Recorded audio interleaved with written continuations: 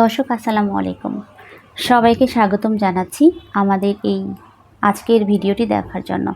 তো আমরা যাচ্ছি হোটেল সোনারগাঁয়ে টোটাল অ্যাস্থেটিক্স লিমিটেড এই প্রতিষ্ঠানের শুভ উদ্বোধনী অনুষ্ঠানে।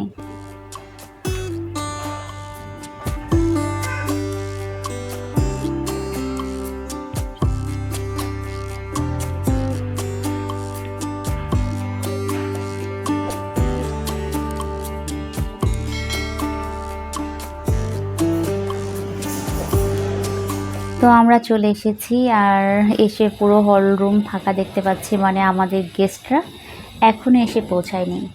তো আমরা সবার আগে চলে এসেছি, আর আমাদের বাবু এত ছোট বাবুকে নিয়ে সময়ের মধ্যে পৌঁছানো কিন্তু বিশাল ব্যাপার।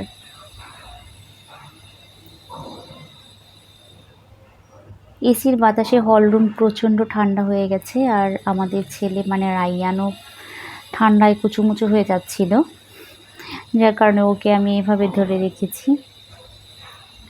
আর ও কিন্তু খুব চুপচাপ করে আছে, কোনো রকম বিরক্ত করতেছে না।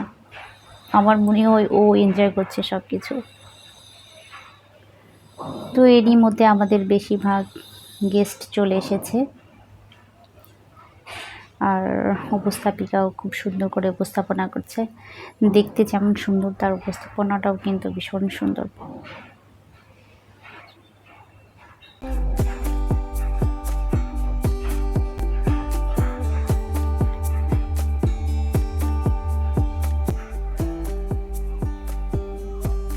আজকের এই অনুষ্ঠানে নায়িকা অপু বিশ্বাস আসবেন, তো আমরা তারই জন্য অপেক্ষা করছি।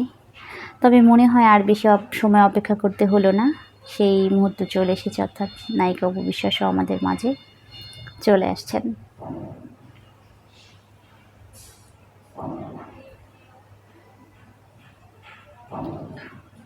তো আমাদের নায়িকা অপু বিশ্বাস চলে আসছেন, আর এরই মধ্যে আমাদের সকল গেস্টরাও চলে আসছে। তো আমাদের সম্মানিত অতিথিবৃন্দরা ভাষণ দিচ্ছেন।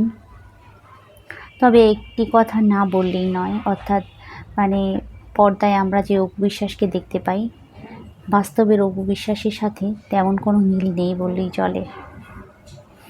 অর্থাৎ বাস্তবে অপু বিশ্বাস দেখতে অনেক বেশি সুন্দরী আর আকর্ষণীয়। তো আমরা খাবার দাবার শেষে এবার চা খাচ্ছি, আর এখানকার চাটা অনেক বেশি টেস্টি ছিল।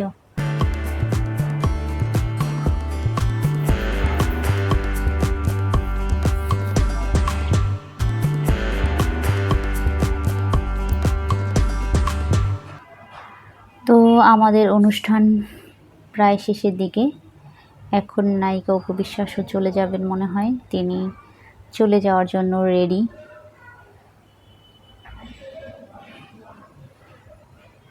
আজকের অনুষ্ঠানটা খুব ভালো লাগলো, খুব এনজয় করেছি। তো আমরা চলে যাচ্ছি, আর আমরা নায়িকা মানে তারকাদের জীবন যতটা সহজ এবং সুন্দর দেখতে পাই, আসলে বাস্তবে কিন্তু ততটা সুন্দর না। এই যে নায়িকা অপু বিশ্বাস বের হওয়ার সময় এত বেশি সেলফি, মানে এত বেশি ছবি তুলতে লোকজন আসছে যে তুলতেই হবে। এখানে মন খারাপ থাকুক আর ভালো থাকুক সেটা কোনো বিষয় না, যে আসবে তার সাথে হাসি মুখে ছবি তুলতে হবে, কিছুই বলার উপায় নেই। আর এভাবেই হয়তো ওনাদের হাসি মুখে সব কিছু মেনে নিতে হয়। তো দর্শক, আজ এই পর্যন্তই, সবাই ভালো থাকবেন, আল্লাহ হাফেজ।